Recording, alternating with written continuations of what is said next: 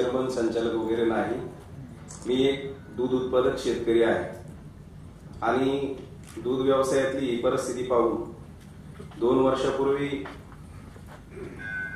आपले अध्यक्ष विनायकराव पाटील असतील किंवा महानंदाच्या चेअरमन वैशालीबाई असतील, या सर्व मंडळींनी मी त्यावेळेला भेटलो होतो आणि आमच्या भागामध्ये शेतकऱ्यांचं ही सगळी परिस्थिती पाहून त्या शेतकऱ्यांना संघटित करून त्या ठिकाणी 2 वर्षापूर्वी उत्तर पुणे जिल्ह्यामध्ये त्या ठिकाणी दुधाचं आंदोलन त्या ठिकाणी आम्ही छेडलो होतो।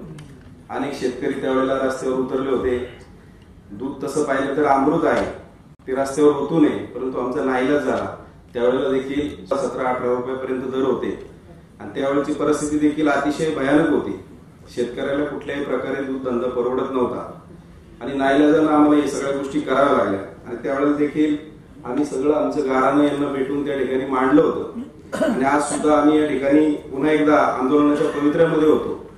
परंतु त्या दिवशी आमच्या पुणे जिल्हा कात्रज संघाचे चेअरमन यांना बोलून त्या ठिकाणी अनेक संस्थांचे पदाधिकारी, चेअरमन, दूध उत्पादक शेतकरी यांची एक बैठक आम्ही त्या ठिकाणी लावली आणि त्यानंतर सातत्यानं राज्य सहकारी संघाच्या कृती समितीचे अध्यक्ष माननीय विनायकराव पाटील यांच्या संपर्कामध्ये आम्ही होतो आणि त्या ठिकाणी आम्ही सातत्यानं सांगत होतो की आज जी काही पुन्हा एकदा परिस्थिती शेतकऱ्याच्या बाबतीमध्ये निर्माण झालेली आहे, या बाबतीत पुन्हा एकदा संघानं पुढाकार घ्यावा आणि शासनानं या ज्या बाबतीमध्ये पुन्हा जी काही परिस्थिती निर्माण होते त्याबाबत एक ठोस असा दीर्घकालीन काहीतरी कार्यक्रम आखणं गरजेचं आहे की जेणेकरून पुन्हा ही परिस्थिती निर्माण झाल्याच्या नंतर खाली मरतोय तो फक्त शेतकरी। याच्यामध्ये कारण खूप सांगितली जातात की याला तोटा झाला, त्याला तोटा झाला, असं झालं तसं झालं, परंतु कुणाचं फारसं काही होत नाही असं माझं स्पष्ट मत आहे। याच्यामध्ये मरतोय तो शेतकरी मरतोय।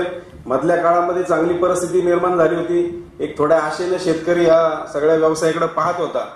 26-27 रुपयापर्यंत दर त्या ठिकाणी शेतकऱ्याला मिळत होता आणि त्या मधल्या काळामध्ये काही मशीनच्या किमती सुद्धा मोठ्या प्रमाणामध्ये वाढल्या होत्या आणि त्या काळामध्ये अनेक तरुण वर्ग सुद्धा या व्यवसायाकडे वळाला आणि अनेक तरुण शेतकऱ्यांनी सुद्धा त्या ठिकाणी त्या व्यवसायात उतरून बँकांची कर्ज घेऊन त्या ठिकाणी गाई म्हशी खरेदी केल्या, पुन्हा गोठे बांधले।